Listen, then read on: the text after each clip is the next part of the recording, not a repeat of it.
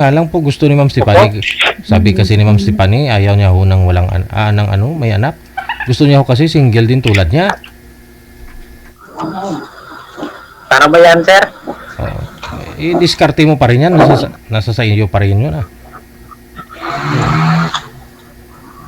Ma'am Stephanie, ma'am. Na may anak. Oy. Wala ho sa Hello screen, po. Opo, may anak po si Sir Mark. Okay lang po ba yun? At least alam mong hindi baog, ma'am, kasi may anak na.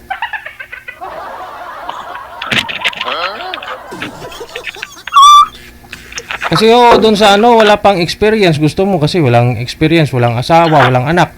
Baka magsusugal ka pa ho doon, ma'am. Baka hindi pa ho kayo makabuo kasi baka ano po yun, baog. Dito ho kay Sir, Ano ba yan? may anak na. Ilan po yung anak niyo, Sir Mark? 3 po, sir. Tatlo lang naman. Pang-apat na sila. Ma'am? Tatlo po yung anak niyo, Sir. Ilang taon panganay? 3 yung anak ko. Isa lang yung panganay, sir. Ilang taon, I mean? 9 years old. 9. Tapos yung pangalawa, pangatlo? 3 years old yung bunso ko, sir. Okay. Ma'am Stephanie, baka may gusto ko kayong bitawan dito, ma'am. Anong gusto mong sabihin kay Sir? Sir Mark? Sintro ka sa kamera, Sir. Kalahati lang yung nakikita. Huwag ka na mahiya. Kaya ko, sir. Huwag ka na mahiya. Tara. Kasal po kayo sa asawa? Nanay ng mga anak mo? Hindi, sir. Hindi. Hindi, sir. Ayun. Ma'am Stephanie, ma'am. Timing? Hindi ho kasal? Yes po. Hindi po siya kasal, ma'am. Mayroon po 3 anak. Kasi abroad yung ex ko, sir, eh. Ay, hindi din po yan. Hindi rin. Wala, sir. Ma'am, abroad po yung ex ni Sir Mark.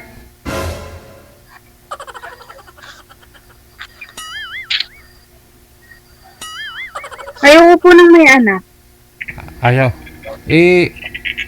Bakit naman, ma'am? Pag wala ho kasing anak, baka, yun nga po, sabi ko kanina, baka kailangan mo pang sumugal. Kasi baka baog po yun. Ito kasi, Hindi Sir. ko na po siya i-fit. Ha? Okay lang yan, sir. Hindi. Ito kay Parang Sir. ayaw ni ma'am. Kay Sir, sigurado na ho, ma'am, kasi may anak na po siya, hindi baog.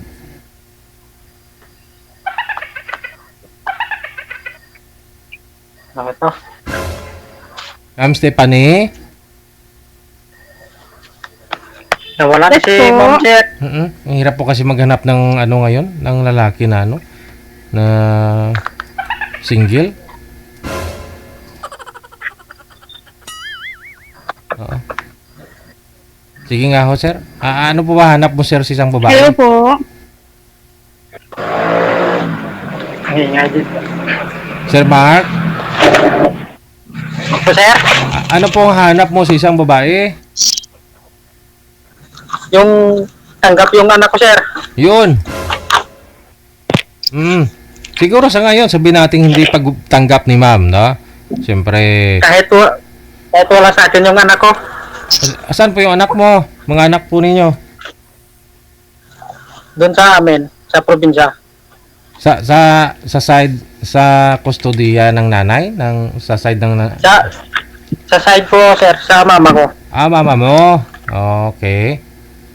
May na-signal din.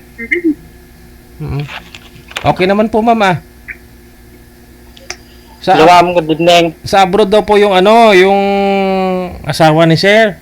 Hiwalay na naman na po sila. Ma'am Stephanie. Yes po. Wala, sir, wala sa sir. Hindi kasi si ma'am ano po kasi Ma'am Stephanie, 24 yung edad niya. Never pa ho yan nagka-boyfriend, nagkaanak, nagkaasawa. So bahay trabaho lang. Nagbaka sakali ho dito sa programa natin, baka dito din po niya mahanap yung lalaki na wala ring karanasan tulad niya. 24 years old po si ma'am ho. Hanapan nyo na lang yan, sir. Hanapan ko na lang si ma'am. Parang ayaw ni ma'am. Oo. Ma'am, di na po magbago isip mo. Kasi in-explain ko na po yung disadvantage at advantage ng lalaking may anak at saka wala. O si Sir ho kasi, sigurado na hindi baog kasi 3 po anak, ma'am. Eh doon po kasi sa wala hong anak, wala pa hong karanasan, kailangan nyo pang sumugal doon, ma'am. Baka ho kasi pag honeymoon ninyo, hindi rin po siya marunong. Eh, ano kayong galaw, magtitigan? Oh. Baka after kasal niyo maghiwalay din kayo niyan? Kung ganun? Wala sansayan, sir. Ma'am Stephanie? Yes po. Oo.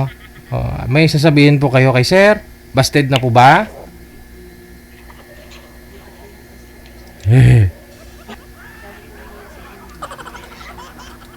Ma'am Stephanie? Ayun, sana po makahanap po siya ng kababaeng para sa kanya talaga.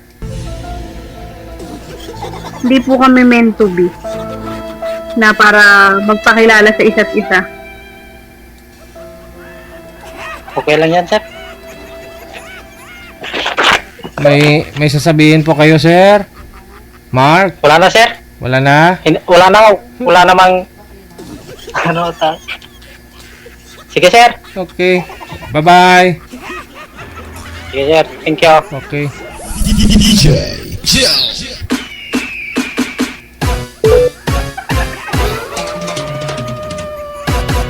Masakit na salitang binitawan ng babae. Ngayon ang pagtanto ko.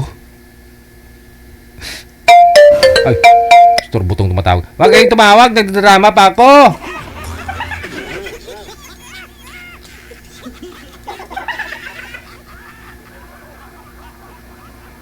Hindi daw sila meant to be.